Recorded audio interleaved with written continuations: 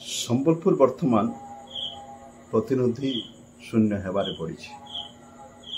गतकाली जो गोटे वीडियो देखिली जे संबलपुर प्रतिनिधि खंडा बुलेबार चित्र विभिन्न गणमाध्यम रे आसुची। ये आश्चर्य लगुच दीर्घ 21 वर्ष धरी जड़े संबलपुर प्रतिनिधित्व करी संबलपुरवासी सुजोग देइछन्ति। विभिन्न समय रे विभिन्न शोभा यात्रा रे केवल खंडा बुलेबार जदि तांकर धर्म होता है मु आज ताको मने पकई देवा चाहे जे वर्तमान संबलपुर शहर अनेक समस्या घेर रे। सामान्य वर्षा रे संबलपुर शहर पानी रे बुड़ी जाउछि।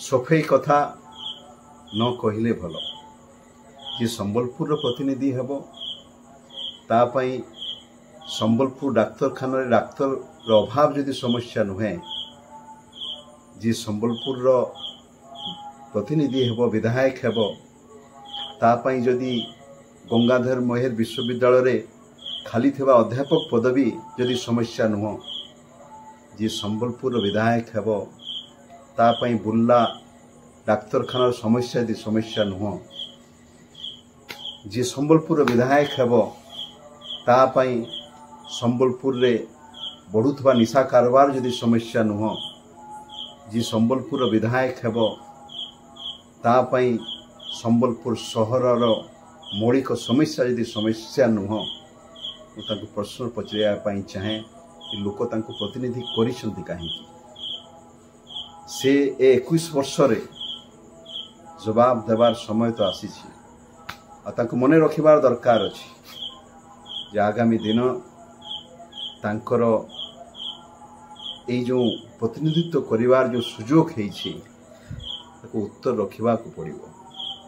एवं मु कहि देबा पई चाहे जे वर्तमान रो संबलपुर रो युवक छात्र और बुद्धिजीवी सजाग हो सारी एवं ये जो तांकर सुजोग शेष सुजोग रे न परिवर्तन होबो से संभावना अधिक अछि मु कहिबा पई चाहे।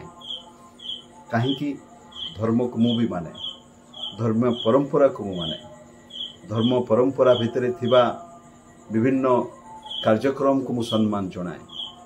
तो जड़े विधायक बा जड़े प्रतिनिधि केवल जे खंडा बुलेइबो केवल जे भाषण देबो एवं हल्का कथा कहिबो एवं संबलपुर समस्या सहित जड़ित नथिबो हेले सेही प्रतिनिधि विषय रे आगामी दिन रे संबलपुर रो जनसाधारण निश्चित चिंता करिवे। आ मु एतिकी कहबा पई चाहे जे आगामी दिन रे युवा छात्र मानकर द्वारा जो तांको जो प्रश्न आसीबार अछि से प्रश्न पाई से तैयार हमार आवश्यकता है।